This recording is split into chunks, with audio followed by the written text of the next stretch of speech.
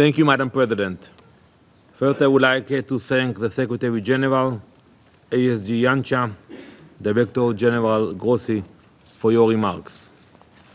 Madam President, last night, history changed. The United States of America struck Iran's nuclear sites at Fordo, Natanz, and Isfahan. The United States, the leader of the free world, removed the greatest existential threat facing the free world. Just like our Operation Rising Lion, this was not a war of choice. This action was a necessity. It was a righteous act for the United States, for Israel, for the Middle East, and for the world. So the entire world should say on record today, here and now, thank you. Thank you to the United States for removing the greatest threat to global security. Thank you, President Trump, for acting when so many hesitated. Thank you for protecting the free world with strength and with moral clarity. Now, some come here to denounce the United States and Israel. So let me ask you, where were you? Where were you when Iran raced toward the bomb? Where were you when it enriched uranium far beyond the point of civilian usage? When it buried entire fortress beneath mountain to prepare for our extermination? Where were you when Iran turned negotiation into theater and deceit into strategy? You were silent. You were complicit. You were afraid. You were bystanders. Months ago, I sat before this council and called for a coalition of the courageous. I called for a coalition with the moral clarity and strength to confront the greatest threat our world has seen since the Second World War. Last night, the leader of the free world acted with that courage. The United States acted, not just for itself, but for every nation that values freedom over radicalism. For every nation whose children deserve to grow up without the shadow of a nuclear disaster hanging over their heads. Now, the world must follow suit. Madam President, we have heard many calls for diplomacy today in this chamber. We have heard the Secretary General calls for de-escalation. You cannot ignore that diplomacy was tried over and over. The United States led that effort. Many nations here in this room engaged in diplomacy with determination and good faith. But the regime in Tehran had other plans.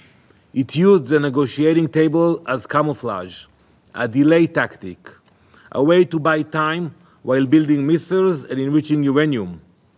Iran negotiated agreements it never intended to keep. It made commitments it never honored. It answered deadlines with defiance and met oversight with obstruction. The free world gave it every chance. We gave it months, we gave it years, we gave it every possible off-ramp. Iran would not move. So it had to be moved. The regime goal was never peaceful energy. Its goal was death and destruction. Its nuclear program was not a diplomatic puzzle. It was a loaded gun pointed at the heart of the international system and the stability of the world. To those who now fake concern and cry escalation, we say, this is what the last line of defense looks like, when every other line has failed. Make no mistake, the cost of inaction would have been catastrophic. A nuclear Iran would have been a death sentence just as much for you as it would have been for us.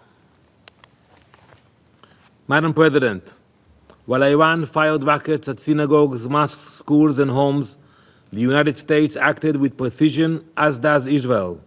Israel's targets are not cities. They were not civilians. They were not homes or schools. They are ballistic missile launchers and nuclear sites. This is a moral difference between us and them. They seek chaos, we seek order. They build weapons to destroy the world, we build partnerships to protect it. As you all know, we have already gained air superiority across Iranian skies. We have acted with purpose. We have acted with restraint. And we will act with the moral clarity that has always defined our people. Iran's reach extends far beyond our borders. It arms militias in Iraq. It commands terror in Lebanon. It funds Houthis in Yemen. It plots murder in Europe. And it threatens every capital in the West with its growing arsenal of ballistic missiles. You cannot sit this one out. You cannot condemn the firefighters while the arsonist tries to light more fires. You cannot protect peace by appeasing evil. Colleagues, Israel did not seek this moment. But when that moment came, we did not flinch. We know what happens when the world turns a blind eye to threats too terrible to imagine. This time, we acted. And this time, we were not alone. Let the record show, when the world stood at the edge of a nuclear disaster, America stepped forward.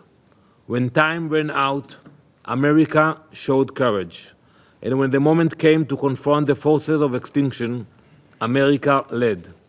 Now it is time for the rest of the world to guarantee that the threat of a nuclear Iran never returns. Thank you, Madam President.